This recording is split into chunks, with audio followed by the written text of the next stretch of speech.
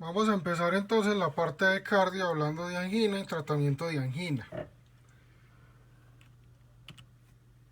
En la angina vamos a tener una disminución del flujo coronario y cuando el paciente tenga un estrés o requiera hacer actividad física, se va a reflejar esa disminución del flujo, esa oclusión, que es lo habitual, aterosclerosis, oclusión, con menos flujo sanguíneo coronario, menos oxígeno, y eso lleva a un evento de isquemia. Entonces tengo por un lado el aporte de flujo y el aporte de oxígeno y por otro lado los requerimientos de oxígeno. En la angina estable, el paciente en reposo no va a tener ningún síntoma, puede tener una oclusión importante del flujo coronario, pero en reposo el flujo que quede es suficiente. Ya cuando va a efectuar actividad física, ahí se requiere más oxígeno, se requiere más flujo. Esas coronarias con esa oclusión no alcanzan a dar un flujo, un soporte, un aporte de oxígeno adecuado. Y ahí es donde el paciente presenta los síntomas. Entonces, este paciente va a tener dolor torácico, opresivo, asociado con el ejercicio. En algunos casos se puede irradiar, se puede tener también en miembro superior izquierdo, en región cervical, región lateral cervical, en dorso, en escápula. Ya eso pues depende de muchas cosas. Característico, el paciente tiene el dolor, detiene la actividad física, reposo, y el dolor le va mejorando.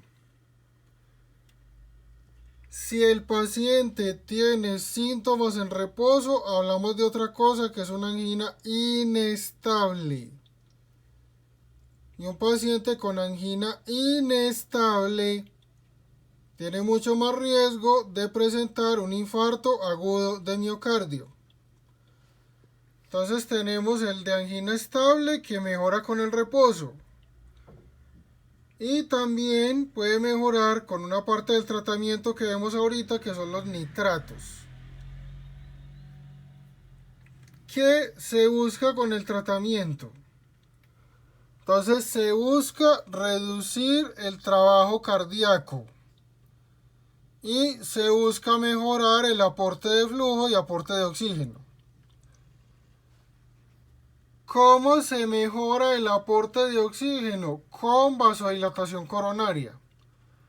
Entonces los nitratos, los bloqueadores de canales de calcio y otros tienen efecto sobre las coronarias, vasodilatador. Eso me aumenta el flujo, eso me ayuda a reducir la isquemia. ¿Y cómo se reduce el trabajo cardíaco? Entonces hay varios pasos o varios sitios o varios procesos fisiológicos en los cuales intervienen los medicamentos o modifican los medicamentos. Entonces, lo primero es bajar la precarga. Precarga. ¿Cuánta cantidad de sangre le llega a ese ventrículo, a ese corazón para hacer el bombeo? Depende del sistema venoso. Si yo disminuyo la precarga, disminuyo el trabajo cardíaco, disminuyo la contractilidad, eso me disminuye los requerimientos de oxígeno y eso me disminuye la probabilidad de isquemia. Si la precarga es elevada, si la precarga está alta, comillas, llega más sangre, ese corazón tiene que hacer más contractilidad y más esfuerzo, va a gastar o va a requerir más flujo y oxígeno y eso me lleva a isquemia. Entonces bajo la precarga. ¿Cómo? Entonces, por ejemplo, con los nitratos, que los nitratos dan vasodilatación del sistema venoso La sangre se queda en ese sistema venoso, va a llegar menos sangre al corazón, menos requerimiento de oxígeno, menos riesgo de isquemia. Entonces, primero bajar la precarga. Segundo, bajar el trabajo cardíaco, entonces reducir el inotropismo. Tengo un paciente con angina. Tengo un inotropismo elevado. Inotropismo es la contractilidad. Tengo un inotropismo elevado. Va a gastar más oxígeno, va a requerir, más flujo sanguíneo coronario. Tengo esas coronarias tapadas, no pueden dar un flujo adecuado, obstruidas, isquemia. Entonces, estos medicamentos reducen la contractilidad del inotropismo, menos trabajo, menos requerimiento de oxígeno, menos isquemia. También bajando la frecuencia cardíaca. ¿Por qué? Porque el llenado de las coronarias se presenta en la diástole. Si yo bajo la frecuencia cardíaca, aumento el tiempo de la diástole, eso me aumenta el flujo coronario y eso me mejora la perfusión. Entonces también estos medicamentos, los bloqueadores de canales de calcio específicamente, bajan la frecuencia cardíaca, eso me aumenta el tiempo de diástole y eso me aumenta el llenado coronario y el flujo que me van a aportar las coronarias. Y el otro factor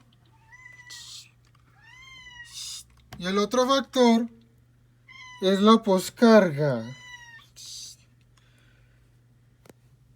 La poscarga depende de arteriolas. Hablamos de la resistencia vascular periférica. Mientras mayor es la resistencia vascular periférica y la presión, más contractilidad requiere ese ventrículo para hacer el bombeo de sangre. Si yo reduzco la poscarga, ese corazón tiene que hacer menos trabajo, va a requerir menos oxígeno y menos flujo, y la probabilidad de isquemia baja. Entonces busco reducir la precarga, reducir la contractilidad, reducir la frecuencia cardíaca para aumentar el tiempo de diástole del llenado del flujo coronario y reducir la poscarga para reducir el trabajo de ese corazón para hacer el bombeo. Al intervenir en esos procesos, en esas condiciones, se disminuyen los requerimientos de oxígeno y ahí se disminuye la probabilidad de isquemia. Precarga, actúan los nitratos. Poscarga, actúan los bloqueadores de canales de calcio. Frecuencia cardíaca, actúan bloqueadores de canales de calcio, ranolacina. Inotropismo, actúan los bloqueadores de canales de calcio y los betabloqueadores. Entonces hay diferentes grupos que se pueden administrar para regular todas esas propiedades y disminuir requerimientos de oxígeno por el miocardio. Tener en cuenta condiciones que me aumenten requerimientos de oxígeno, me bajen la oxigenación o aumenten el trabajo cardíaco. Entonces, por ejemplo, pacientes con anemia, con hipertiroidismo, con déficit de tiamina, van a tener un gasto cardíaco elevado. Y eso me va a aumentar los requerimientos de oxígeno y puede desencadenar isquemia en algunos pacientes. También, por ejemplo, si el paciente tiene POC, tiene asma, tiene hipertensión pulmonar, tiene apnea obstructiva de sueño, ahí tengo menos oxigenación, voy a tener un desbalance. También, si el paciente tiene alguna hipertrofia o tiene cambios en el miocardio, va a requerir más flujo, voy a tener más riesgo de isquemia. Los pacientes hipertensos, por ejemplo, hacen una hipertrofia del ventrículo izquierdo. Eso al inicio digamos que compensa y mantiene el bombeo y el gasto pues como adecuado, el gasto cardíaco. Llega un momento en que ese músculo empieza a presentar isquemia, que tengo más volumen, tengo más tejido, no tengo un aporte suficiente de oxígeno en muchos casos. El músculo hace isquemia y ese paciente entra a una falla cardíaca sistólica, eso lo vamos a ver en otra clase. Pacientes que tengan valvulopatías, pacientes que tengan arritmias. Entonces ahí me cambia la función, me aumentan los requerimientos de oxígeno, más riesgo de isquemia. Entonces todas esas patologías me pueden generar un desbalance entre el flujo y los requerimientos y el paciente llega a tener isquemia.